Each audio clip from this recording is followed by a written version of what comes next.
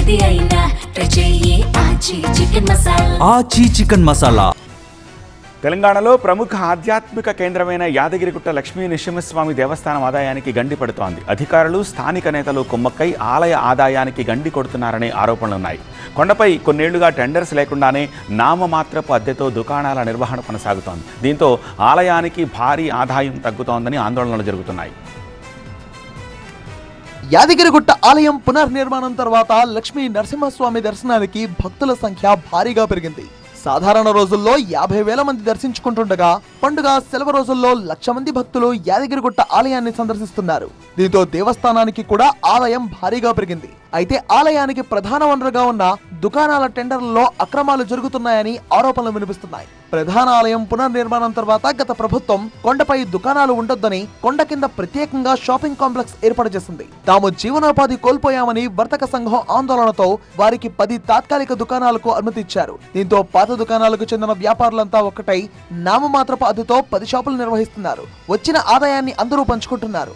3 ఏళ్లకొకసారి renewal చేసుకుంటూ వారే కొండపై షాపులను కొనసాగిస్తున్నారు. కొండపై ఉన్న సెల్ ఫోన్ కౌంటర్ ద్వారా దేవస్థానానికి ఏడాదికి 2,22,00,000 ఆదాయం సమకూరుతుంది. కానీ వర్తక సంఘం ఆధ్వర్యంలో నడుస్తున్న 10 కీలక దుకాణాలకు సంబంధించి దేవస్థానానికి చెల్లిస్తోంది కేవలం 1,68,00,000 మాత్రమే. సెల్ ఫోన్ కౌంటర్ నుంచి వచ్చే ఆదాయం కంటే 10 పెద్ద దుకాణాలు ఇచ్చే ఆదాయం తక్కువగా ఉంది. ఈ 10 దుకాణాలకు ఈ నెలాఖరుతో గడువు ముగుస్తున్నప్పటికీ ఆలయ అధికారులు ఇప్పటి వరకు టెండర్ నోటిఫికేషన్ ఇవ్వలేదు. వర్తక సంఘం దుకాణాలు ఎప్పుడూ కొందరి చేతుల్లోనే ఉంటున్నాయని నిరుద్యోగులు యాదగిరిగుట్ట కమిషనర్ కార్యాలయం ముందు ఆందోళన చేశారు. టెండర్ లేకపోవడంతో కొత్త వారికి స్థానిక నిరుద్యోగులకు అవకాశం దక్కడం లేదని చెప్తున్నారు.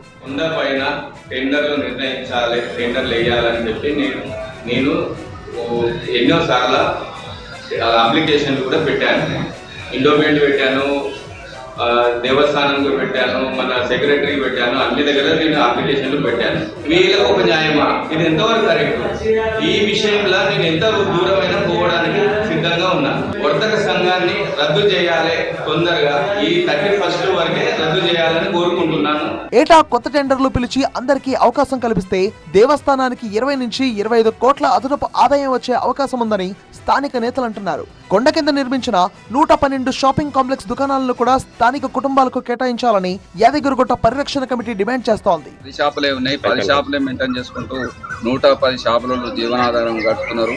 మరి మధ్యలో రద్దు చేయాలని డిమాండ్ చేస్తా ఉన్న ఒకటే చెప్తాను నేను, రద్దు చేయడం వల్ల ఎవరికి లాభం?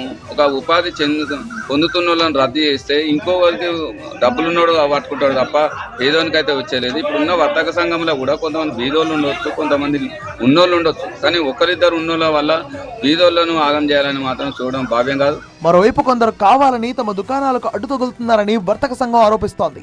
ఓపెన్ టెండర్లు పిలిస్తే సామాన్య దుకాణదారులు పాల్గొనలేరని, మళ్లీ బడా నేతల చేతుల్లోకి వెళ్తాయని వర్తక సంఘం నేతలు చెప్తున్నారు.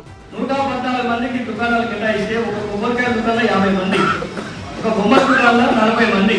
వీళ్ళందరూ కూడా ఏ రకంగా అంటే షిఫ్ట్ సిస్టంలో చేసుకుంటున్నారు. ఒక రోజుకు 3 దుకాణాలు ఉన్నాయి. ఒక్కొక్క దుకాణంలో 12 మంది ఒక పూట, 12 మంది ఒక పూట. మళ్ళీ వీళ్ళకి ఒక రోజు రాదిగా.